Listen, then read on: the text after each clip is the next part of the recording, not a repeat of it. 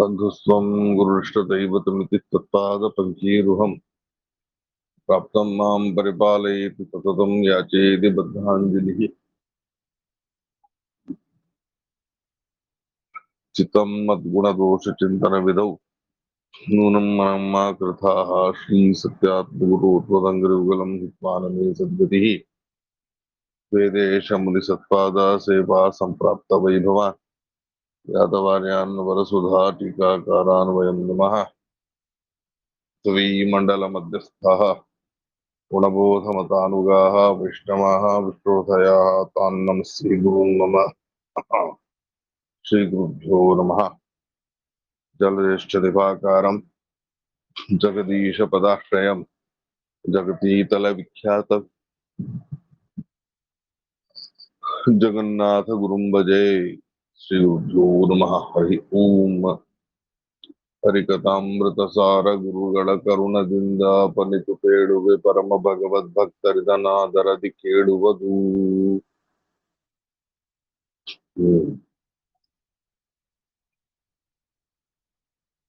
ఎన్నో పద్యం చెప్పాలండి? మూడండి. మూడా? కరుణా సంధిలో 3. అవును. ఖుషి వచ్చావా? వచ్చాను గురుగారు. మీరు క్లాస్ లేదేమో అనుకున్నాను. లేదు, నాకు కొంచెం ఆలస్యం అది. కొంచెం షాద్ నగర్కి వెళ్ళాను నేను. వెళ్ళి వచ్చేటప్పటికి కొంచెం అదంతా హైరాణ అదంతా ఉండి కొంచెం కనెక్ట్ అవ్వలేదు.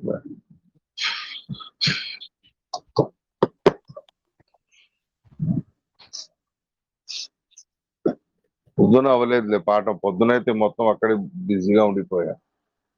ఇంటికి వచ్చేటప్పుడు కూడా కొంచెం ఆలస్యమైంది. సరే సరే, 3వ పద్యమా?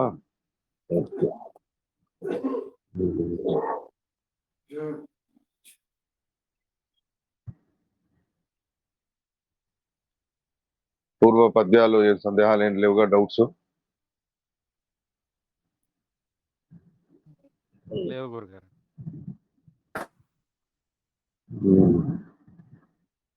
నువ్వు విజయవాడలో ఉన్నావా కృషి? మచిలీపట్నంలోనే ఉన్నాను గురుగారు. ఇద్దరు వేరే కనెక్ట్ అయ్యారే బాబు నువ్వు? తను వేరే గదిలో ఉంది, నేను వేరే గదిలో ఉంది. సరే సరే. ఇవాళ గోవాచ ద్వాదశి మచిలీపట్నంలోనే ఉన్నాను గురుగారు. ఓహో, సరే సరే. ఏం చేశారు విశేషంగా గోవాచ ద్వాదశి? ఆవుకి పళ్ళు పెట్టాము గురుగారు. సరే సరే సరే సరే. ಹರಿಕಥಾಮೃತಸಾರ ಗುರುಗಳ ಕರುಣದಿಂದ ಪನಿತು ಪೇಳುವೆ ಪರಮ ಭಗವದ್ಭಕ್ತರಿದನಾದರದಿ ಕೇಳುವುದು. 3వ పద్యం. ಶ್ರುತಿ ತತಿಗಳಿಗಭಿಮಾನಿ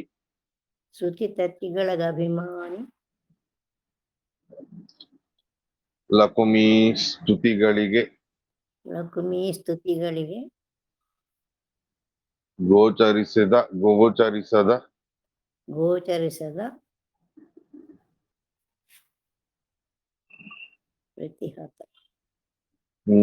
ಪ್ರತಿಹತ ಮಹೇಶ್ವರ್ಯಾದ್ಯಖಿಳ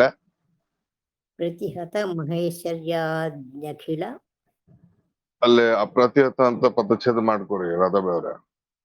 ಸರಿ ಸರಿ. ಅಪ್ರತಿಹತ ಮಹೇಶ್ವರ್ಯಾದ್ಯಖಿಳ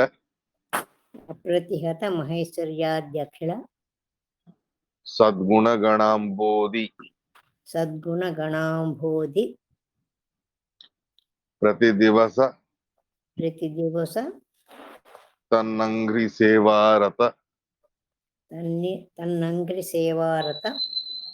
ಮಹಾತ್ಮರು ಮಾಡುತಿಹ ಸಂಸ್ತುತಿಗೆ ವಶನಾಗುವ ನಿವನ ಕಾರುಣ್ಯಕೇನೆಂಬೆ.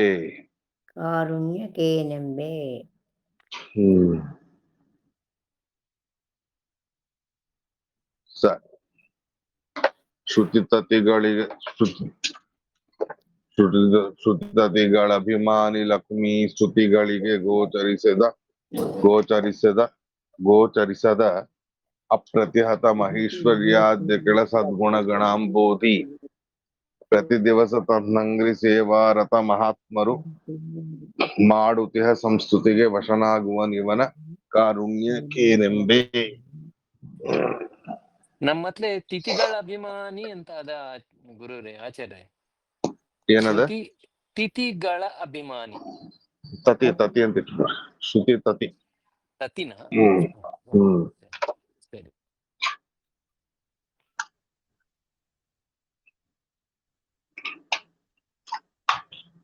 కరెక్షన్స్ ఉంటే చేసుకోండి. శృతి తిథి అని ఉందట కొన్ని పుస్తకాల్లో, శృతి తతి అని ఉండాలి.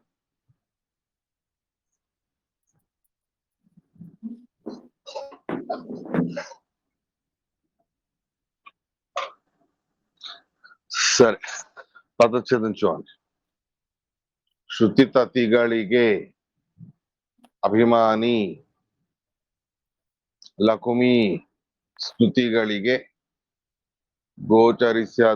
ಗೋಚರಿಸದ ಅಪ್ರತಿಹತ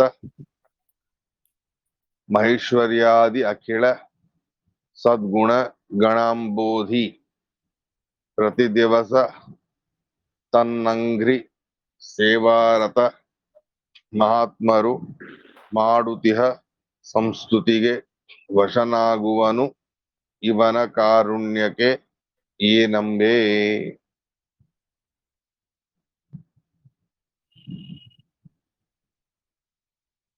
చూడండి, భగవంతుడి కరుణ మన అందరి మీద ఎంత విశేషంగా ఉంది అన్న దానికి ఒక ఉదాహరణ ఇచ్చి మరీ చెబుతారు జగన్నాథదాసుడు వారు ఈ సందర్భంలో.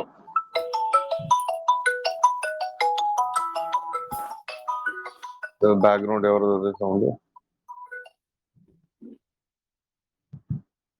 సరే, ఏమని అంటే శృతి తతిಗಳು అని అంటే, శృతి అంటే వేదములు, తతి అని అంటే సమూహము, వేద సమూహములు అని అభిప్రాయం. వేద సమూహాలకి, సకల వేదాలకి, అనంతమైన వేదాలకి అభిమాని దేవత జగన్మాత అయిన లక్ష్మీ అమ్మవారు. అభిమాని అనే విషయం నేను ఇదివరకే చెప్పాను, గుర్తుందిగా. అలా సర్వ వేదాలకు కూడా అభిమాని దేవత. ఎలా అయితే సరస్వతీదేవి విషయంలో ఒక్కొక్క అక్షరానికి కూడా ఆవిడ అన్ని రూపాలు ధరించి ఆ అక్షరాల, ఆ శబ్దాల జ్ఞానం మనకు కలిగే రీతిలో అనుగ్రహం అనేది చేస్తే గాని మనకు శాస్త్రాదుల అధ్యయనం చేయడం అనేది కష్టం అనే మాట మనం ఇదివరకే చెప్పుకున్నాం పూర్వం సరస్వతీదేవి విషయంలో. అలాగే ఇక్కడ కూడా లక్ష్మీ అమ్మవారు అంటే సరస్వతీదేవిది కూడా అనంత వేదాలకు అభిమాని దేవత అయినప్పటికీ కూడా కొన్ని వేద మంత్రాలకి ఆవిడ కంట్రోల్లో ఉండదు. అంటే కొన్ని వేదాలు ఆవిడ అధీనంలో ఉండవు. అలాంటి ఆ రకమైనటువంటి కొన్ని విశేషమైన శ్రీ సూక్తం, అమృణీ సూక్తం లాంటి మంత్రాలు అనేవి ఉన్నాయి కదా, వాటికి మరియు మిగిలిన వాటికి కూడా సరస్వతీదేవితో పాటు లక్ష్మీ అమ్మవారు కూడా అభిమాని దేవతగా ఉన్నారు. అయితే సరస్వతీదేవి ఎన్ని వేదాలకు అభిమానిగా ఉన్నారో, దేవతగా ఉన్నారో, ఆ అన్ని మంత్రాలకి అభిమాని దేవతగా ఉండడం మాత్రమే కాకుండా ఇంకా కొన్ని మంత్రాలు ప్రత్యేకంగా సరస్వతీదేవి వారి యొక్క అభిమన్యంలో లేనటువంటివి కొన్ని ఉన్నాయి. అలాంటి వాటికి కూడా అభిమాని దేవత అయి ఉన్నారు లక్ష్మీ అమ్మవారు అనేటటువంటి విషయాన్ని తెలుసుకోవాలి. అయితే ఇటువంటి అనంతమైనటువంటి వేదాలలో ముఖ్య అభిమాని లక్ష్మీదేవి, ఆవిడ తర్వాత అముఖ్యాభిమాని సరస్వతి, ఆవిడ తర్వాత అముఖ్యాభిమాని గరుడ దేవుడు. ఇలా ఆ తారతమ్యానికి అనుగుణంగా ముఖ్య అముఖ్య అని ఈ రకంగా రావడం అనేది ఉంటుంది. ఆ లెక్కలో వేదాలకి అభిమానిగా చెప్పబడినటువంటి వాళ్ళు ముగ్గురు ముఖ్యంగా సరస్వతీదేవి, భారతీదేవి, లక్ష్మీదేవి. ఇక్కడ కూడా ఇది వరకే లక్ష్మీ అమ్మవారిని పూర్వం ఆరంభంలోనే వేదాభిమాని దేవతగా చెప్పడం కూడా జరిగింది. అయితే అదెలా అవుతుంది? ఒకే వస్తువుకి ముగ్గురు అభిమాను దేవతలలా అని అంటే, ముఖ్యాభిమాని దేవత మెయిన్ గా ఆవిడ కంట్రోల్లో ఉంటుంది. ఆవిడ తర్వాత ఆవిడ అధీనంలో ఉంటూ వీళ్ళందరి కంట్రోల్లో కూడా ఉంటుంది అనేటటువంటి రీతిలో ఈ తారతమ్యానుగుణంగా అభిమాని దేవతల అభిమన్యమైన వస్తువుల ఆ, వ్యవస్థని మనం తెలుసుకోవాలి. అయితే ప్రస్తుతానికి ఇక్కడ ఏం చెప్తున్నారు అంటే శృతి తతిగళ అభిమాని వేద సమూహాలు సర్వ వేద మంత్రాలకు కూడా నియామకురాలై ఉన్న సకల ఆగమ శాస్త్రాలకు నియామకురాలై ఉన్న లక్ష్మీ అమ్మవారి యొక్క పని ఏమిటి అని అడిగితే, దీపావళి వస్తుందిగా, ఎవరు పూజ చేస్తారో వాళ్ళందరికీ డబ్బులు ఇవ్వడం ఆవిడ పని అని అందరు అనుకుంటారు. అది చేస్తారు. కానీ ముఖ్యంగా లక్ష్మీ అమ్మవారు చాలా ఇష్టపడి చేసే పని ఏమిటి అని అడిగితే, ఈ రకంగా సకల వేదాల ద్వారాను కూడా పరమాత్ముని స్తుతిస్తూ ఉంటారు ఆవిడ. అదే ఆవిడకి చాలా ఇష్టమైనటువంటి పని. శృతి తతిగళ అభిమాని లకుమి. అలా వేదాలకు మీరి కూడా తన సొంత బుద్ధితో తను భగవంతుడి గుణగణాలని మహిమలని కనుగొన్న ఏ సందర్భాలు ఉన్నాయో వాటినన్నిటినీ కూడా తను పరమాత్ముడి గూర్చి స్తుతిస్తూ ఉంటారు లక్ష్మీ అమ్మవారు. అలాంటి ఆ లక్ష్మీ అమ్మవారు లాంటి లక్ష్మీ అమ్మవారు అనంతమైనటువంటి జగత్తుకి ఏ ప్రయత్నం లేకుండానే అనాలోచనే సర్వ విషయక జ్ఞానం అని చెప్తారు లక్ష్మీ అమ్మవారి విషయంలో. బ్రహ్మదేవుడు కొంచెం ఆలోచిస్తే అన్ని తెలిసిపోతాయని ఆయనకి, కానీ లక్ష్మీ అమ్మవారికి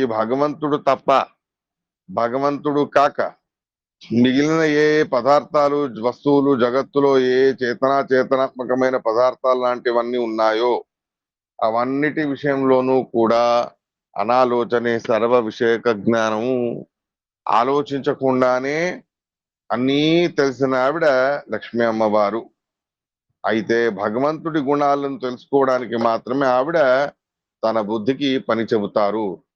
బుద్ధికి పని చెప్పకుండానే సహజంగానే సకల జగత్తు యొక్క సర్వ విషయాలు కూడా అనంత జీవరాశుల కర్మలు, అనంతమైన జగత్తులో ఉండే పదార్థాలు అనాది కాలంగా అనంతకాలం వరకు సంపూర్ణంగాను కూడా లక్ష్మీ అమ్మవారి జ్ఞానంలో అవన్నీ విషయమై ఉన్నాయి. అయితే అటువంటి ఆ లక్ష్మీ అమ్మవారి స్తోత్రాలకేనే నిలికేవాడు కాదు పరమాత్మ, స్తుతిಗಳಿಗೆ గోచరిసదా అని అంటున్నారు. ఆ భగవంతుడి యొక్క స్తోత్రాలని చెయ్యాలి అంటే లక్ష్మీ అమ్మవారు తన సర్వబుద్ధి శక్తితో తను చేసినటువంటి స్తోత్రాలు అనేవే ఉన్నాయో ఆ సర్వ స్తోత్రాలను చేసినప్పటికీ కూడా ఆవిడ బుద్ధికి మీరి ఉండేటటువంటి వాడు ఆ భగవంతుడు. అలాంటి అద్భుతమైనటువంటి మహిమలు కలిగిన వాడు పరమాత్మ. అయితే అటువంటి ఆ స్వామిని అనాది కాలంగా అనంతకాలం వరకు కూడా లక్ష్మీ అమ్మవారు తను నోరారా స్తుతిస్తూ ఉన్న ఆవిడ స్తోత్రాలను మీరి ఇంకా ఆయన ఉన్నాడు. అనాదిగా ఆవిడ స్తోత్రం చేస్తూనే ఉన్నారు, అనంతకాలం వరకు స్తోత్రం చేస్తూనే ఉంటారు. అయినా ఆయన మహిమలు పరిపూర్ణంగా కలిపి స్తుతించడమే కుదరలేదు ఇంకా లక్ష్మీ అమ్మవారికి. ఒక క్షణంలో అనంతమైన గుణాలు పరమాత్ముడివి ఆవిడ తెలుసుకొని స్తుతించగలరు. అయితే అలా అనాది కాలంగా ఒక్కొక్క సెకండ్ కి అనంతానంత గుణాలను అనాది కాలంగా అనంతకాలం వరకు తెలుసుకుంటూ ఉన్న భగవంతుడి గుణాల సమాప్తియే అవ్వదు. అటువంటి అద్భుతమైన మహాత్మ్యం భగవంతుడిది ఉన్నది. అయితే అప్రతిహత అని అంటారు అటువంటి ఆ పరమాత్ముడి మహిమ. అది ఇంకెలా ఉన్నది అంటే అప్రతిహతమైనటువంటి మహిమ, దానికి తిరుగులేదు. అనాది కాలంగాను కూడా అలాగే ఉన్నాడు పరమాత్మ, అనంతకాలం వరకు అలాగే ఉంటాడు. ఆయన యొక్క ఈ మహిమ ఏనాడు కూడా మీరేటటువంటి వారు అనేవారే రారు. అటువంటి అద్భుతమైన అప్రతిహతమైన మహేశ్వర్యాది అఖిల. తెలుగులో కూడా అప్రతిహత అనే శబ్దానికి వ్యవహారం ఉంది. కాబట్టి సామాన్యంగా మూల సంస్కృత భాషలో ఉండేటటువంటి శబ్దాలని అటు ఇటుగా తెలుగు కాడాలోనూ కూడా వాడడం అనేది జరుగుతుంది. తెలుగులోనూ కూడా అప్రతిహతము అని అంటే తిరుగులేని, సాటి లేని అద్భుతమైనటువంటి మహా ఐశ్వర్యాది, ఐశ్వర్యం, జ్ఞానం, వైరాగ్యం, ఔదార్యం, సౌందర్యం, శక్తి, ఇలా చెప్పుకుంటూ వెళితే ఆ పరమాత్ముడు మహత్తరమైనటువంటి జ్ఞాన, వైరాగ్య, తేజస్సు, వీర్యము, ఓజస్సు మొదలైనటువంటి అనంత గుణాలతో సముద్రంలాగా ఉన్నటువంటి వాడు. సముద్రంలో ఎన్ని చుక్కల నీళ్లు అనేవి ఉన్నాయో వాటికి మీరి అన్ని అనంత గుణాలతో ఉన్నాడు ఆ పరమాత్ముడు. అయితే ఇటువంటి మహామహిమాన్వితుడైన ఆ భగవంతుడిని మనం మెప్పించాలి అంటే ఎలా సాధ్యమవుతుంది? లక్ష్మీ అమ్మవారి స్తోత్రాలకే అందనటువంటి వాడు. ఇక మనలాంటి వాళ్ళ అల్పబుద్ధికి తోచినటువంటి స్తోత్రాలతో మనం ఏమని స్తుతించగలం చెప్పండి ఆ భగవంతుణ్ణి? అయినా పరమాత్ముని మనం స్తుతిస్తాం మనకు తోచిన రీతిలో. మనకు తెలిసినటువంటి పూర్వీకులు, మన ప్రాచీనులు, మహానుభావులు, భాగవతోత్తములు మొదలైన వాళ్ళందరూ కూడా చేసినటువంటి ఎన్నో స్తోత్రాలతో మనం భగవంతుణ్ణి స్తుతించడం అనేది చేస్తూ ఉంటాం. ఉదాహరణకి విష్ణు సహస్రనామం భీష్మాచార్యులు వారు చెప్పింది, ఆయనకి ఎవరో ఋషులందరూ చెప్పినవి. అలా ఋషులు, దేవతలు మొదలైన వాళ్ళందరూ కూడా స్తుతించినటువంటి ఎన్నో రకాలుగా ఉండే స్తోత్రాలు అనేవి ఉన్నాయి. అవి ఏవి మనం సొంతంగా చేసినవి ఏం లేవు. సొంతంగా చేయడానికి కూడా మనకు రాదు. సొంతంగా చేయగలరు అంటే లక్ష్మీదేవి, బ్రహ్మదేవుడు, వాయుదేవుడు ఇలాంటి పెద్ద పెద్ద దేవతలు చేయగలరే తప్ప మనలాంటి అల్పబుద్ధి ఉన్న వాళ్ళకి ఉన్నవి సరిగా చెబితే చాలా పెద్దది అదే. ఏవైతే పెద్దవాళ్ళు, మహానుభావులు, పూర్వీకులు చేసి ఉన్నారో అవన్నీ సరిగా తప్పు లేకుండా అర్థానుసంధాన పూర్వకంగా సరిగ్గా మనం చెబితే అదే గొప్ప విషయం. అలాంటి హీనమైన పరిస్థితిలో అల్పబుద్ధితో మనం ఉన్నాం. అయితే ప్రతి దివస తన్నంఘ్రి సేవారత, మనలో ఒకటే ఒకటి ఉంది విశేషంగా, భగవంతుడికి నచ్చేది, ఇష్టమయ్యేది. మిగిలినవేవి కూడా మనలో అంతగా పరమాత్ముని మెప్పించేటటువంటి విషయాలు అనేవి ఏవీ లేవు. లక్ష్మీ అమ్మవారు అలాంటి వాళ్ళందరినీ కూడా మనం చూసి వారి యొక్క శక్తి సామర్థ్యాలు, వారి యొక్క అద్భుతమైన జ్ఞానం మొదలైనవన్నీ కూడా చూస్తే వాళ్ళంత గొప్ప స్తోత్రాలను కూడా మనం చేయడానికే రాదు. ఏమీ లేవు అలా చూస్తే. లక్ష్మీదేవిలో, బ్రహ్మదేవుడిలో, ముఖ్య ప్రాణమూర్తిలో మొదలైనటువంటి పెద్ద పెద్ద దేవతలలో ఉన్నటువంటి జ్ఞానం, భక్తి, పాండిత్యం, వైరాగ్యం, విద్వత్త, శబ్దాల జ్ఞానం, శబ్దార్థ జ్ఞానం ఒకటా రెండా? స్తోత్రం చేయడానికి ఏవేవి కావాలో అవన్నీ పుష్కలంగాను, అనంతంగాను కూడా వాళ్ళందరిలో ఉన్నాయి. అయితే మన పరిస్థితి ఏమిటి అంటే మనలో ఏవీ లేదు. ఏదైనా ఒకటే చిన్నది ఉంది మన దాంట్లో అంటే తనంఘ్రి సేవారత, ఆ పరమాత్ముడి పాదముల యొక్క సేవను చేయడంలో ఆసక్తి అనేది మనకు ఉంది. దాన్నే భక్తి అని అంటారు. ఆ రకంగా భగవంతుడి పాద కమలములను సేవించుకొని తరించుకునేటటువంటి ఒక ఉద్దేశం, భక్తి మనలో ఒకటి ఉంది. ఆ ఒక్క కొత్త గొప్ప ఉన్న భక్తి, అది కూడా మరి ఎక్కువగా ఏం లేదు, చాలా మైన్యూట్ గానే ఉంటుంది మన దాంట్లో. లక్ష్మీ బ్రహ్మాదులను చూస్తే మనది లెక్కకే రాదు, ఏమీ లేదు. అలాంటి హీనమైన, అత్యంత దయనీయమైన పరిస్థితిలో మనం ఉన్నాం. అలాంటి మనలాంటి బుద్ధి లేని వాళ్ళకి సంబంధించి ఉన్న స్తోత్రాలే సరిగ్గా చెప్పడానికి రానటువంటి వాళ్ళమైన మనలాంటి వాళ్ళు కూడా పరమాత్ముడి యందు కొద్దో గొప్ప భక్తితో స్తుతించారు అని అంటే అటువంటి ఆ స్తోత్రాలకి మహాత్మరు మాడుతిహ, ఆ పరమాత్ముడి పాదకమలములను సేవించున్నటువంటి సద్బుద్ధి కలిగిన శుద్ధమైన కొద్దో గొప్ప ఉండే భక్తితో ఆ పరమాత్ముడి యొక్క సేవలను చేసుకుంటూ ఉండేటటువంటి మహానుభావులు అంటే భక్తి పరులు అయినటువంటి వాళ్ళు ఎవరైతే ఉన్నారో అలాంటి వాళ్ళు మాడుతిహ, వారు చేయునటువంటి, యద్యపి అవి కాపీ కొట్టిన స్తోత్రాలు అయి ఉండవచ్చు, మనం సొంతంగా చేసినవేవి కావు, అలా కాపీ కొట్టినవి అయి ఉండవచ్చు, అయినప్పటికీ కూడా సంస్థుతిಗೆ వశనాగువను, అలాంటి ఆ చిన్న చిన్న స్తోత్రాలకేనే చిన్న చిన్ని భక్తులకు కూడా వశమవుతాడు ఆ పరమాత్మ. దీనికంటే గొప్ప కారుణ్యం ఇంకేం చెప్పాలండి భగవంతుడిది అని అంటారు జగన్నాథ దాసుల వారు. అర్థమైందా పాయింట్? ఇక్కడ మెయిన్ గా మనం పట్టవలసింది లక్ష్మీ బ్రహ్మాదులు చేసే స్తోత్రాలు అది అద్భుతాలు, వాటి యొక్క అర్థాలు కూడా మనకు తెలియదు, అలా చేయడానికి అసలు రాదే రాదు, వాళ్ళు చేసినదే సరిగ్గా చెప్పుకోలేం. అలాంటిది ఉన్న దాంట్లో ఏదో కొద్దో గొప్ప మైన్యూట్ గా కొద్దిగా పాటి భక్తి అనేది ఉండడం వలన ఆ పరమాత్మ యొక్క పాదకములను సేవించుకునేటటువంటి ఆసక్తి కలిగి ఉంటూ ఆ క్రమలో ఆ ఆ సేవ చేసే పద్ధతిలో మనం కొద్దో గొప్ప ఉన్న దాంట్లో వాళ్ళు చేసిన స్తోత్రాలనే కాపీ కొట్టి పారాయణం చేసిన అటువంటి మనలాంటి భక్తి కలిగిన వాళ్ళందరికీ కూడా వశమవుతాడు ఆ పరమాత్మ. దీనికంటే పెద్ద కారుణ్యం ఇంకేముంది అండి అని అంటున్నా. నిజమైన పాయింట్ అర్థమైందిగా.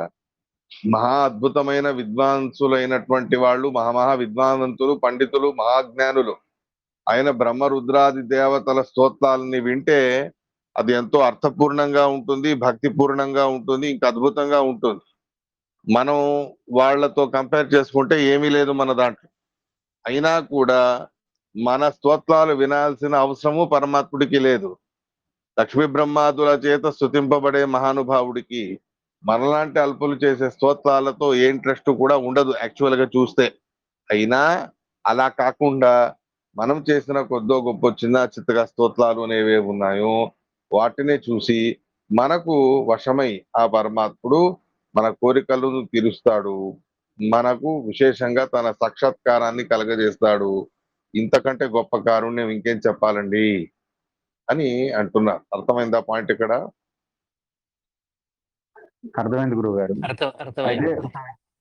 వేదాంతి శృతి అని ఎందుకంటారు గురువు గారు? అవి వింటూ వింటూ చెప్పవలసినవి. పుస్తకాలు వాడేటటువంటి పద్ధతి వేదాల విషయంలో లేదు. మన అదే చెప్పాగా, మన చేతకానితనానికి మన పుస్తకాలు పెట్టుకొని పారాయణం చేస్తాం. కానీ ఇది వరకు అలా కాదు. పూర్వ యుగాలలో ఋషులు మునులు ఏ ఇంట్లోనూ కూడా ఎవరి ఇంట్లోనూ కూడా పుస్తకాలు అనేవే లేవు. అన్ని వారికి బుద్ధిగతమే. వారి యోగ్యతకు తగ్గట్టు అనంతమైన వేదాలు, ఘనపాఠ ఏవో అంటుంటారుగా, ఘనపాటి, పదపాటి అని అంటుంటారుగా, అలా సుమారుగా 10 మండలాలు ఉన్నాయి ఋగ్వేదంలో. అవన్నీ ముఖోద్గతం చేసినటువంటి వాళ్ళు కూడా మనకు దొరుకుతారు ఇప్పుడు కూడా. అలా వాళ్ళైనా పాపం పుస్తకం పెట్టుకొని బాగా చేసి ఉంటారేమో గాని పూర్వయుగాలు పుస్తకం అనేది లేనే లేదు. గురువు గారు చెప్పాలి, చెవులతో వినాలి, అలాగే వాళ్ళకి వచ్చేసి ఉండాలి. కాబట్టి శృతి శ్రవణ గోచరం, వింటూ వింటూ నేర్చుకునవలసినటువంటివి ఆ వేదాలు. కాబట్టి వాటిని శృతి అని అంటారు అనే అభిప్రాయం. అర్థమైందా? అర్థమైంది గురువు గారు. పుస్తకంతో నేర్చుకోవడం తప్పు అని అంటారు శాస్త్రంలో. అలా గురుముఖత వాళ్ళు చెప్పాలి, మనం వింటూ వెళ్ళాలి, అలా వచ్చేయాలి. కానీ మన చేతకంతనంతో మనం పుస్తకాలు పెట్టుకొని చేస్తాం. అయినా చేసిన వాటికి పరమాత్ముడు సంతోషించి సరేలే అని మన యోగ్యతకు తగ్గట్టు మన మీద అనుగ్రహం కూడా చేస్తాడు అని అభిప్రాయం. అర్థమైందా అందరికి ఇక్కడ దాకా విషయం? అర్థమైంది గురుగారు. ఇక్కడ మహా ఐశ్వర్యము అన్నారు. భగవంతుడికి ఐశ్వర్యము అంటే ఏమర్థం చేసుకోవాలి గురువు గారు? ఐశ్వర్యం అనే శబ్దానికి ముఖ్యంగా 6 గుణాలు చెప్పారు. వైరాగ్యం, జ్ఞానం, వీర్యం, తేజస్సు, ఇలా ఓ 6 ముఖ్యమైనటువంటి గుణాలు. ఆ 6 ముఖ్యమైనటువంటి గుణాలని ఐశ్వర్యం ఐశ్వర్యం అని అంటారు. అలాంటి ఐశ్వర్యాలు 6 అని చెప్పినా వాటిలో సబ్స్టిట్యూట్ గా అనంతమైనటువంటి గుణాలు ఆ పరమాత్మలో ఉన్నాయి. వాటికి సంబంధించి అలా అలా అలా వెళుతూ వెళుతూ వెళితే ఇంకా వెళుతుంది. ఆ రకంగా ఐశ్వర్యం వైరాగ్యం మొదలైనటువంటివన్నీ కూడా భగవంతుడు ఉండేటటువంటి ముఖ్యమైనటువంటి 6 గుణాలు, అష్టైశ్వర్యాలు లేదా అష్టసిద్ధులు అంటారే, అణిమ గరిమ మహిమ ఇత్యాది ఏవైతే ఉన్నాయిగా అవైనా తీసుకోవచ్చు. నానా రకాలుగా ఆ ఐశ్వర్యాలు అనంతంగా సహజంగా మహత్తరంగా ఆ పరమాత్ముడిలో ఉంది అనేటటువంటిదైనా మనం తీసుకోవచ్చు. అర్థమైందా? అలాగే గురుగారు.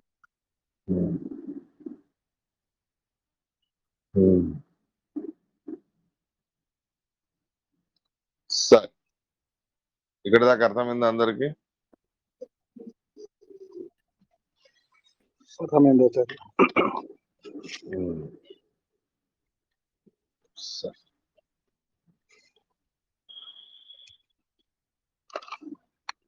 చూడండి పద్యం.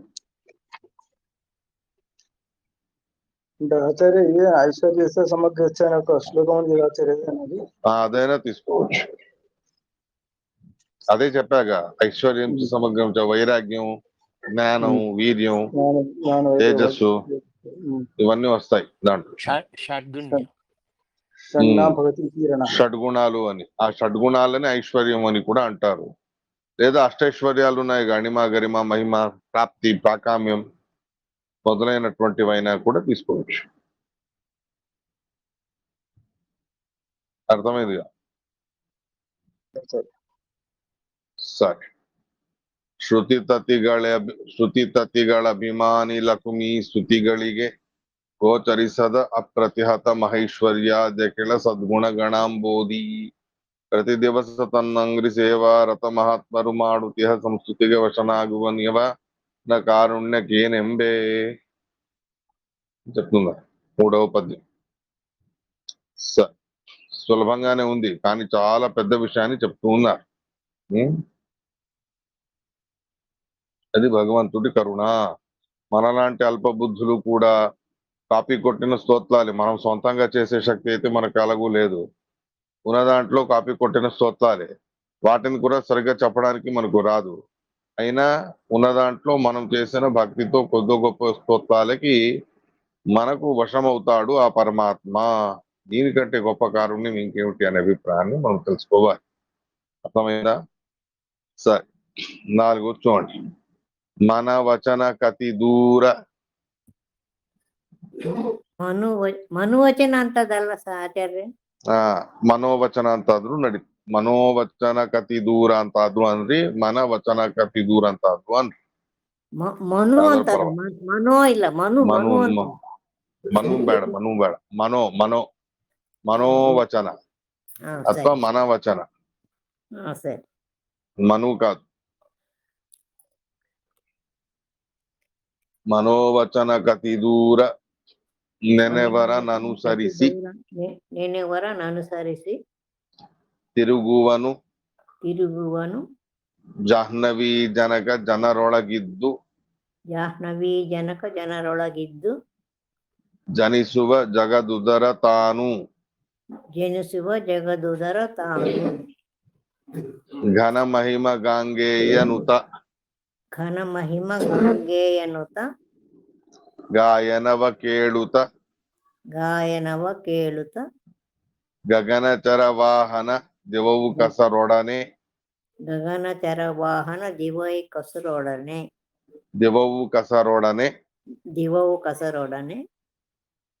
ತಿರುಗುವನು ಮನೆ ಮನೆಗಳಲ್ಲಿ.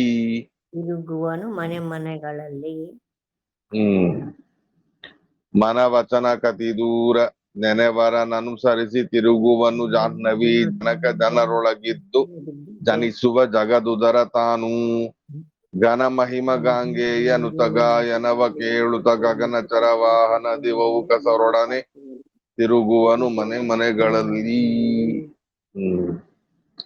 పదచ్ఛేదం. చరిసువ అని ఉంది స్వామి. ఎక్కడమ్మా? దివౌకసరుడు అదే లాస్ట్ లైన్ లోనా? ఆ, చెరిಸುವ ಮನೆಗಳಲ್ಲಿ అని ఉంది స్వామి. పర్వాలేదు, రెండూ చెప్పుకోవచ్చు. దివౌకసరుడని చరిసువనైనా చెప్పుకోవచ్చు, లేదా దివౌకసరుడని తిరుగువను అనైనా చెప్పుకోవచ్చు. ఏదైనా పర్వాలేదు, రెండు ఒకటే, ఏకర్థం. మన వచనకే అతి దూర ನೆನೆವರನು ಅನುಸರಿಸಿ ತಿರುಗುವನು ಜಾಹ್ನವಿ ಜನಕ ಜನರೊಳಗೆ ಇದ್ದು ಜನಿಸುವ ಜಗದುದರ ತಾನು ಘನ ಮಹಿಮ ಗಂಗೆಯನುತ ಗಾಯನವ ಕೇಳುತ್ತ ಗಗನಚರ ವಾಹನ ದಿವೌಕಸರೊಡನೆ తిరుగువను మನೆಗಳಲ್ಲಿ. చూడండి, చాలా అద్భుతమైన మహిమని చెప్తూ ఉన్నారు. మన వచన, మనస్సు లేదా వచనం అంటే మన మనస్సుకు మరియు వచనాలకి కూడా అతి దూరమైన వాడు ఆ పరమాత్మ. మన మనస్సుకి అందేవాడు కాదు, మన వచనాలకి అందేవాడు కాదు ఆ భగవంతుడు. అయితే చెప్పాగా, బ్రహ్మరుద్రాదుల చేత స్తుతింపబడిన ఆ స్తోత్రాలకి అందనివాడు, దానిని మీరిన వాడు పరమాత్మ. అలాంటిది మనలాంటి స్తోత్రాలకి ఏం దొరుకుతాడు? అయినా ఆయన కారుణ్యం ఎంత అంటే దాన్నే కంటిన్యూవేషన్ గా ఇది చెప్తూ ఉన్నారు. మనోవచన, మన మనస్సుకి గోచరమయ్యేవాడు కాదు, వచనాలకు కూడా అందేవాడు కాదు ఆ భగవంతుడు. అతి దూర, ఆ రెండిటికి అతి దూరమైన వాడు. అయితే అలా అని చెప్పి మనకందరికీ దూరంగా ఉంటాడు అని కాదు. నేనెవరను, ఎవరు ఆ పరమాత్ముడిని భక్తితో స్మరించుకుంటూ ఉంటారు ఎల్లవేళలా, అలాంటి వాళ్ళని అనుసరిసి వాళ్ళ వెంటనే తిరుగువను, వాళ్ళ వెంటనే ఉంటూ వాళ్ళతో పాటు తిరుగుతూ ఉంటాడు పరమాత్మ. ఎవరు? జాహ్నవి జనక. జాహ్నవి అంటే గంగాదేవి. గంగాదేవికి జాహ్నవి అని పేరు రావడానికి కారణం తెలుసుగా. జన్ను ఋషి గారు, భగీరథుడు గంగని భూమి మీద తీసుకొని వచ్చినప్పుడు ఆ గంగ జన్ను ఋషి గారిని చూసి, ఆయన తేజస్సుని చూసి అహంకారంతో ఆయన ఆశ్రమాన్నే ప్రవాహానికి కొట్టుకుపోవాలి అని ప్రయత్నం చేస్తారు. ఎందుకు అంటే నన్ను పెళ్లి చేసుకో అని అంటారు గంగ. నేను చేసుకోను అని అంటాడు ఆయన. నువ్వు చేసుకోకపోతే నీ ఆశ్రమాన్ని అంతా నేను ప్రవాహంతో పాటు తీసుకెళ్లిపోతాను అని అంట. ఎంత చెప్పినా వినరు. చివరికి ఇలా కాదు అని చెప్పి మొత్తం గంగని తను జన్ను ఋషి గారు తాగేస్తా. భగీరథుడు ఆయన కాళ్ళ మీద పడతాడు. అయ్యా, నేను ఎంతో కష్టపడ్డాను మా పితృదేవతల ఉద్ధారం కోసమని, మీరు ఇలా తాగేస్తే నా పరిస్థితి ఏమిటి, మా పితృదేవతల పరిస్థితి ఏమిటి అని చెబితే, ఏం లేదులే, భయపడాల్సిన అవసరం లేదు, నేను మళ్ళీ నీతో పాటు పంపిస్తాను. ఆవిడ అహంకారాన్ని అణగదొక్కాను అంతే తప్ప ఆవిడిని మొత్తం తాగేసి జీర్ణం చేసుకోలేదు అని చెప్పి, సరే అని భగీరథుడు అడిగాడు కదా అని తన కుడి చెవితో మళ్ళీ గంగా నదిని వదిలిపెడతారు జన్ను ఋషి గారు. అర్థమైందా? ఎలా జటాజూటము నుండి గంగను పరమేశ్వరుడు వదిలిపెట్టాడో అదే క్రమలో నేను మొత్తం తాగేస్తా గంగని. మొత్తం తాగేసిన తర్వాత అప్పుడు భగీరథుడి యొక్క ప్రార్థనకి శాంతించి సరే అని మళ్ళీ తన చెవులతో ఆ గంగా నదిని వదిలిపెడతారు. ఆ జన్ను ఋషి గారికి కూతురు అవుతారు గంగ ఆ టైంలో. ఆయన ద్వారా బయలుదేరి ఉండడం వలన, ఆయన ద్వారా ప్రవాహ రూపంగా పంపించడం వలన, నా అభిప్రాయంతో ఆవిడికి జాహ్నవి అనే పేరు అక్కడ రావడం అనేది జరిగింది. ఆ విషయాన్ని ఇక్కడ చెప్తూ ఉన్నారు, జాహ్నవి జనక అని. అలా జన్ను ఋషి గారి యొక్క కూతురుగా ఆయన దత్తస్సు స్వీకరించిన తర్వాత ఆయన కూతురుగా మారిన జాహ్నవి గంగ. ఆ గంగకి జనకుడైన వాడు పరమాత్మ. ఈయన జనవిద్దు, సకల ప్రజల అంతర్యామిగా, సకల జీవుల అంతర్యామిగా, బింబరూపిగా ఉంటాడు ఆ పరమాత్మ. అంటే జనిసువను తాను, ఏనాడు కూడా మనల్ని వదిలిపెట్టి ఉన్నటువంటి వాడు కాదు ఆ పరమాత్మ. జనిసువను అంటే ఉండేటటువంటి వాడు అని అభిప్రాయం. ఎలవేళలాను కూడా మన అంతర్యామిగా మన బింబరూపి పరమాత్మగా ఎప్పుడూ ఉండేటటువంటి వాడు ఆ భగవంతుడు. అలా అని చెప్పి ఆయన సమగ్రమైన జగత్తుని కూడా తన ఉదరంలో కూడా పెట్టుకొని ఉన్నాడు అంటారుగా అప్పుడప్పుడు. మీ కడుపులో పెట్టుకొని చూసుకోండి మా వాడిని అని చెప్తాంగా. అమ్మాయిల్ని వివాహం అయిన తర్వాత అప్పగింతల టైంలో లేదా వేరే వేరే ప్రసంగాల్లో ఇలాంటివి ఏవైనా ప్రసంగాలు ఉంటే మనం మీ గడుపులో పెట్టుకొని చూసుకోండి అని అంటాం. అంటే అంత అక్కరువుతో చూసుకోండి అని అభిప్రాయం. అలా భగవంతుడు జగత్తు నిండా తను వ్యాప్తమై ఉన్నప్పటికీ కూడా ఆ జగత్తుని తన ఉదరంలో ధరించి ఉన్నాడు ఆ భగవంతుడు. కాబట్టి జగదుదర అని అంటారు ఆయనని. సమగ్రమైన జగత్తునే తన ఉదరంలో ధరించి ఉన్నాడు. అంతగా ప్రేమతో వాత్సల్యంతో మనలాంటి వాళ్ళందరినీ ధరించి ఉన్నాడు ఆ పరమాత్మ. అలాంటి జగదుదర అయిన ఆ పరమాత్మ ఘన మహిమ, ఆయన మహిమ అంతా ఇంత అని కాదు, మహా అద్భుతమైన అనంతమైన మహిమ ఆయనది. అలాంటి ఆ అద్భుతమైన మహిమ కలిగిన వాడైన ఆ పరమాత్మ గాంగేయనుత. గాంగేయ అంటే భీష్మాచార్యులు వారు, గంగా పుత్రుడు గాంగేయుడు. ఆ భీష్మాచార్యుల వారి చేత స్తుతింపబడినటువంటి వాడైన ఆ పరమాత్మ గాయనవ కేళుత. ఆ భీష్మాచార్యుల వారు చేసిన స్తోత్రాలనే మనం పఠనం చేస్తూ ఉంటే వాటిని వింటూ వింటూ మన ఇంటి చుట్టూ తిరుగుతూ ఉంటాడు, మన ఇంట్లో భక్తుల ఇంటల్లో తిరుగుతూ ఉంటాడు ఆ పరమాత్మ అనే మాటను చెబుతూ ఉన్నారు. గాయనవ కేళుత. కేళుత అంటే వింటూ. గగనచర వాహన. గగనచర అంటే ఆకాశంలో సంచరించువాడు. ఎవరు? గరుడ దేవుడు. ఆ గరుడ దేవుడే వాహనంగా పొందినటువంటి వాడైన ఆ భగవంతుడు దివౌకసరుడనే దేవతలతో పాటు కలిసి సంచరిసువను. సమగ్రమైన జగత్తులో తిరుగుతూ ఉంటాడు, సంచరిస్తూ ఉంటాడు. ఎక్కడెక్కడ భక్తులు తనని నోరారా స్తుతిస్తూ ఉంటారో ఆ ఇళ్లలో కూడా తన భక్తుల స్తోత్రాలను వినడానికని చెప్పి తన దాసులైన దాసవర్గమైన దేవతల సమూహంతో పాటు మನೆಗಳಲ್ಲಿ తిరుగువను. ప్రతి ఒక్కరి ఇళ్లలోనూ కూడా సంచరిస్తూ ఉంటాడు ఆ పరమాత్మ అని చెప్తున్నారు. అర్థమైందా ఇక్కడ విషయం? వేదాలే ఆ పరమాత్ముని సృష్టించలేక ఓడిపోతాయని చెప్తా. యతో వాచో నివర్తంతే అప్రాప్య మనసా సహ అనబడే ఉపనిషత్తు. మనస్సు ఎంతగా ఆయన గురించి ఆలోచించినా మనస్సుకి కూడా అందేవాడు కాదు, మాటలకి కూడా అందేవాడు కాదు. అంతటి మహిమ ఉన్నవాడు ఆ పరమాత్మ. అలా అని చెప్పి అంతటి మహిమాన్వితుడైన వాడైనప్పటికీ కూడా ఆయన కరుణ మన మీద ఎంతగా ఉంది అంటే మనలాంటి అల్పులు చేసిన అల్పస్వల్ప స్తోత్రాలకేనే ఎంతగానో సంతోషించి తను ఒకడే కాకుండా తనతో పాటు లక్ష్మీ బ్రహ్మాదులందరినీ కూడా వెంట వేసుకొని వీళ్ళల్లో నా గురించి స్తోత్రం చేస్తూ ఉన్నారు, వీళ్ళందరూ నా గురించి పఠనం చేస్తూ ఉన్నారు, పారాయణం చేస్తూ ఉన్నారు, వీళ్ళందరూ హరికథామృత సారంలో నా మహిమలను వింటూ ఉన్నారు, వాళ్ళు ఎలా వింటున్నారో, వాళ్ళు ఎంత చక్కగా వింటున్నారో చూద్దాం రండి అని చెప్పి తనతో పాటు లక్ష్మీ బ్రహ్మాదులందరినీ కూడా వెంట వేసుకొని ప్రతి ఒక్కరి ఇళ్లకి కూడా సంచరిస్తూ వస్తాడు ఆ పరమాత్మ.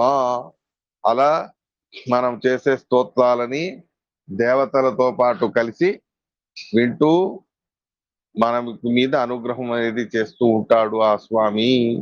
ఇది ఆ భగవంతుడి యొక్క కరుణ అనేటటువంటి విషయాన్ని చెప్తూ ఉన్నారు. అలా అని చెప్పి మనకు దూరమైన వాడని కూడా కాదు. బింబరూపి పరమాత్మ మనందరి హృదయంలోనే ఎల్లవేళలాను కూడా ఉండేవాడు. ఒక క్షణము కూడా మనల్ని వదిలిపెట్టడు. అలా అని చెప్పి మనం చేసే స్తోత్రాలను వినాలి అని ఒక విశేషంగా వైకుంఠలోకం నుండి బయలుదేరి దేవతలను వెంట వేసుకొని మనందరి ఇళ్లలోకి వచ్చి మనం చేసిన స్తోత్రాలని వింటూ అనుగ్రహించి అనుగ్రహించి పరమాత్ముడు కరుణించి మనల్ని ఉద్ధరిస్తాడు అనే అభిప్రాయాన్ని ఇక్కడ చెప్తూ ఉన్నారు. అర్థమైందా ఇక్కడ దాకా విషయం?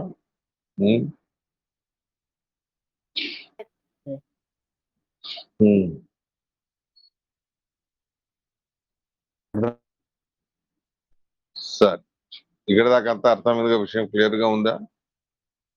అందుకే కరుణాసంధి అని అన్నారు. పరమాత్ముడికి బోల్డ్ అన్ని పనులు ఉన్నాయి, అనంతమైన క్రియాకలాపాలు ఆయన చేతిలోనే ఉన్నాయి. జగద్రక్ష కేవలోద్యోగినో నిజం. జగద్రక్షయే ముఖ్యమైనటువంటి కార్యక్రమం ఆయనకి. అంత హడావిడిగా ఉన్నవాడు ఆ పరమాత్మ. అంత హడావిడిగా ఉన్నప్పటికీ కూడా మనము మనలాంటి అల్పబుద్ధితో అల్పభక్తితో చేసిన కొద్దో గొప్ప స్తోత్ర పారాయణాలకి, ఇలాంటి పాఠ ప్రవచనాలకి ఎంతో సంతోషించి తను ఒక్కడే కాకుండా తన వెంట ఈ దేవతలందరినీ వేసుకొని వచ్చి మన మీద అనుగ్రహం అనేది చేస్తాడు ఆ స్వామి. ఇది ఆయన కరుణ అని చెప్తుందా? అర్థమైందా ఇక్కడ దాకా అందరికి విషయం?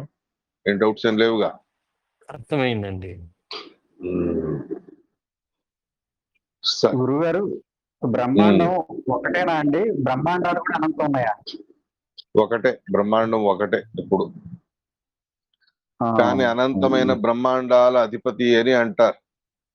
ఎందుకు అంటే పూర్వం సృష్టించబడిన బ్రహ్మాండాలు, ఇక ముందు సృష్టించబడిన బ్రహ్మాండాలు అన్నిటికీ స్వామి ఆయనేగా.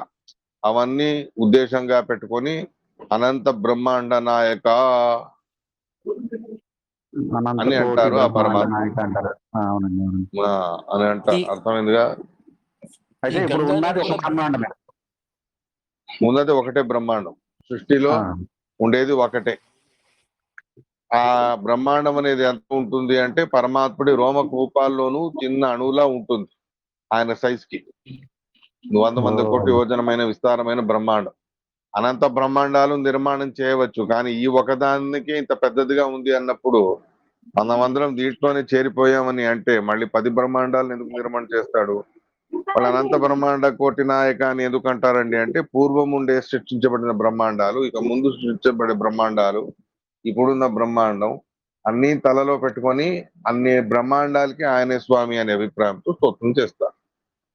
అర్థమైందా? వారి రోమాల్లో ఎలా ఉంటారని చెప్పారు గురువు గారు? ఎలా ఉంటుందని చెప్పారు? రోమకూపం, వెంట్రుకలు, శరీరం మీద ఉండే రోమకూపాల్లో చెమట వస్తుందిగా, రోమకూపాలు అంటారుగా.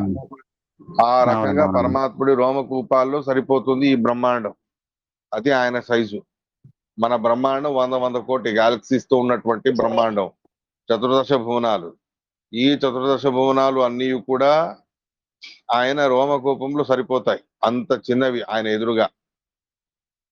అలాంటి ఆ బ్రహ్మాండాన్ని ఒకటే, ఆయన శక్తి ఎలాంటిది, ఆయన సైజ్ ఎంతటిది, ఆయన యొక్క అనంతమైన రూపం ఏమిటి, ఆ అద్భుతమైన అనంతమైన ఆయన రూపంలో ఒక రోమకూపంలో సరిపోతుంది బ్రహ్మాండం. అంతగా ఉన్నవాడు ఆ పరమాత్మ. అందుకే అలాంటి వాడైనా ఒక విశేషమైన రూపాన్ని ధరించి మనం చేసే స్తోత్రాలన్నిటికీ కూడా వచ్చి విని సంతోషిస్తాడు. విశేషంగా భీష్మాచార్యుల వారు చేసిన స్తోత్రాలు మొదలైనవన్నీ కూడా వింటూ వింటూ ఎంతో సంతోషిస్తాడు ఆ పరమాత్మ అని చెప్తా. అర్థమైందా? అర్థమైంది గురువు గారు. అలాగే ఫస్ట్ పద్యంలో భవేంద్ర అని పదం వస్తుంది. ఇది భవా ప్లస్ ఇంద్ర అనుకోవాలా, రుద్రులలో ఉత్తముడు అని అనుకోవాలా? కొన్ని చోట్ల భవ అంటే రుద్రదేవుడు, ఇంద్ర అంటే ఇంద్రదేవుడు.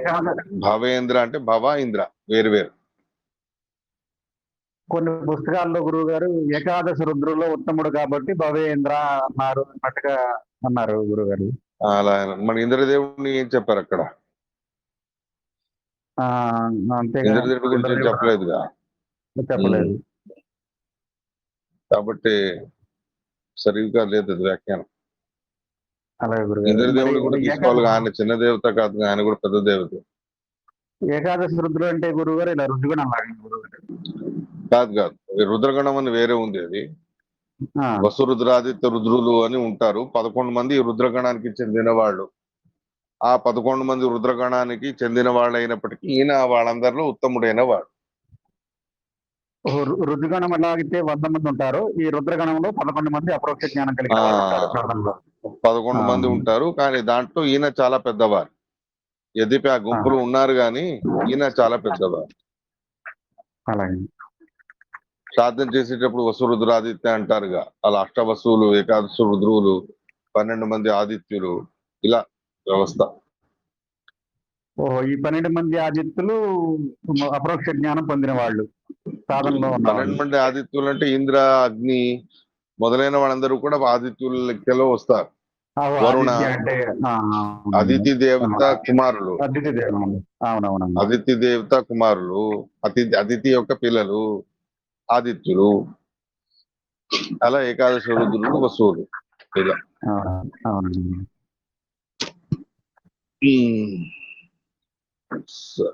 అర్థమైందా? అర్థమైంది గురుగారు. ప్రభాకర్ గారు మీరు ఏదో అడుగుతున్నారు. లేదండి, ಈ ಗಂಗಾ ಬ್ರಹ್ಮಾಂಡ ಹೊರಗೆ ಇದ್ರು ಇವರು ಛೇದನ ಮಾಡಿದ್ದಕ್ಕೆ ಬ್ರಹ್ಮಾಂಡ ಒಳಗೆ ಬಂದದ ಅಂತ, ಅದಕ್ಕೆ ಗಂಗಾ ಜನಕ ಅಂದಾರ ಅಂತಂದ್ರೆ, ಹೊರಗಿರೋ ಗಂಗಾ ಬ್ರಹ್ಮಾಂಡದ ಹೊರಗಿರೋ ಗಂಗಾ ಅದು ಎಲ್ಲಿಂದ ಹೇಗಾಯ್ತು? ಹೌದು, ಜಾಹ್ನವಿ ಜನಕನು ಅದರಲ್ಲಿ. ಹಾ ಇಲ್ಲಿ ಅದ ಗಂಗಾ ಜನಕ ಅದೇ ದೇವ್ರನ್ನ ಗಂಗಾ ಅಂತಾರಲ್ಲ. ಜಾಹ್ನವಿನೂ ಆಯ್ತು ಅಂತ ಹೇಳಿದೆ.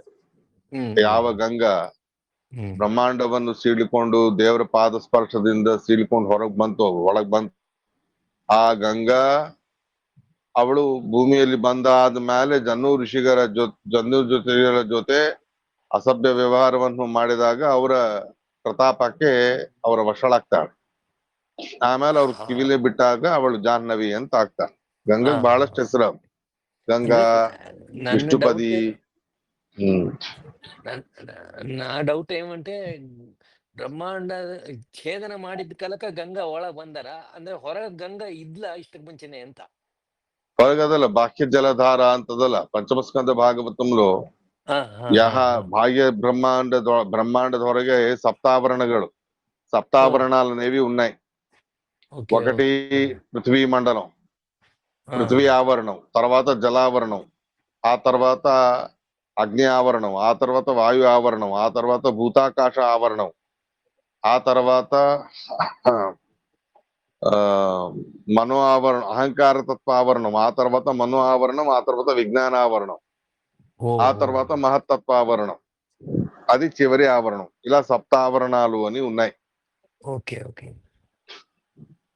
ముఖ్యంగా పంచభూతాలు, మహత్తత్వం, అహంకార తత్వం అనేది పెట్టుకొని సప్తావరణాలు అని అంటారు. అవాంతరంగా వాటిలో అహంకార తత్వంలోనే కాస్త పైన కింద ఇవన్నీ ఉన్నాయి. మనో తత్వం, విజ్ఞాన తత్వం. కాబట్టి భాగవతం పంచమ స్కందం అది ఉంది. అదే గంగ అక్కడి నుంచి ప్రవహించుకుని వస్తే రుద్రదేవుడి జటాజూటంలో చిక్కుకొని పోయారు. ఆయన ఒక జటాజూటాన్ని తీస్తే ఎంత నది వచ్చిందో ఆ నది మొత్తం తాగేస్తారు జహ్ను ఋషి గారు. ఆయన సామాన్యుడు కాదు, చాలా పెద్ద ఋషి. తత్ర భగవత్ సాక్షాత్ యజ్ఞలింగస్య విష్ణోర్ విక్రమతో వామపాదాంగుష్ట నఖ నిర్భిన్నోర్ధ్వాండ కటాహ వివరణ అంత ప్రవిష్టయా జలధార అని ఉందిగా గంగా నదికి. కానీ జన్ను ఋషి గారితో కొంచెం అహంకారంగా ప్రవర్తించేసరికి ఆయన బుద్ధి చెప్పారు.